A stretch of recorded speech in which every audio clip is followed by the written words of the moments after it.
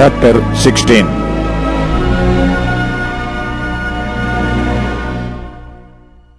And he said also unto his disciples, There was a certain rich man who had a steward, and the same was accused unto him that he had wasted his goods. And he called him and said unto him, How is it that I hear this of thee? Give an account of thy stewardship, for thou mayest be no longer steward. Then the steward said within himself, What shall I do? For my Lord taketh away from me the stewardship. I cannot dig. To beg I am ashamed. I am resolved what to do, that when I am put out of the stewardship, they may receive me into their houses. So he called every one of his lord's debtors unto him, and said unto the first, How much owest thou unto my lord? And he said, 100 measures of oil. And he said unto him, Take thy bill, and sit down quickly, and write 50. Then said he to another, And how much owest thou? And he said, 100 measures of wheat. And he said unto him, Take thy bill, and write 80. And the Lord commended the unjust reward, because he had done wisely. For the children of this world are in their generation wiser than the children of light. And I say unto you, Make to yourself friends of mammon of unrighteousness, that when ye fail, they may receive you into everlasting habitations.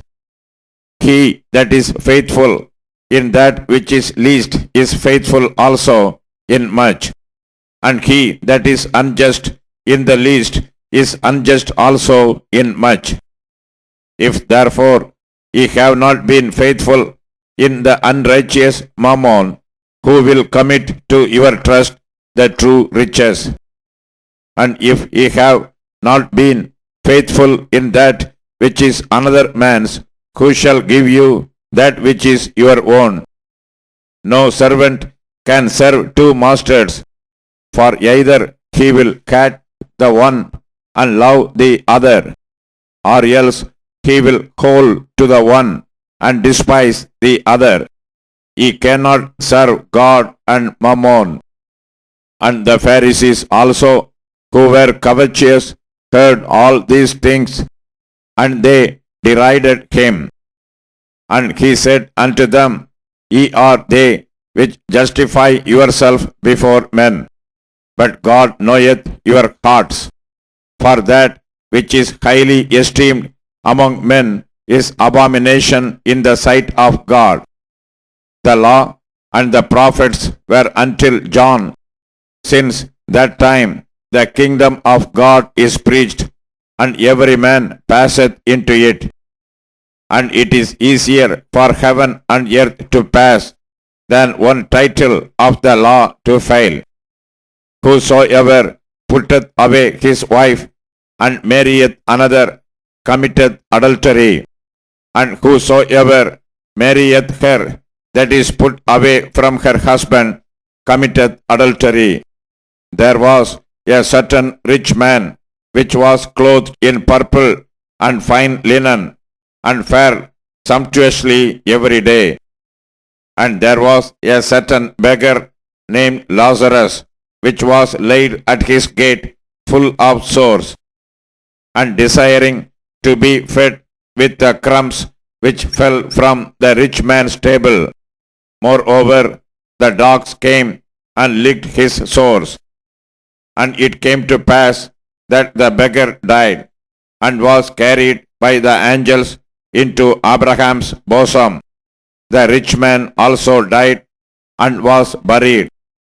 And in hell he lifted up his eyes, being in torments, and seeth Abraham afar off, and Lazarus in his bosom. And he cried and said, Father Abraham, have mercy on me, and send Lazarus, that he may dip the tip of his finger in water and cool my tongue, for I am tormented in this flame. But Abraham said, Son, remember that thou in thy lifetime receivest thy good things, and likewise Lazarus evil things. But now he is comforted, and thou art tormented. And beside all this, between us and you, there is a great gulf fixed, so that they which would pass from hence to you cannot, neither can they pass to us that would come from thence. Then he said, I pray thee, therefore, Father, that thou wouldest send him to my father's house. For I have 5 brethren, that he may testify unto them, lest they also come into this place of torment. Abraham saith unto him, They have Moses and the prophets, let them hear them. And he said, Nay, Father Abraham, but if one went unto them from the dead, they will repent. And he said unto him, If they hear not Moses and the prophets, neither will they be persuaded, though one rose from the dead.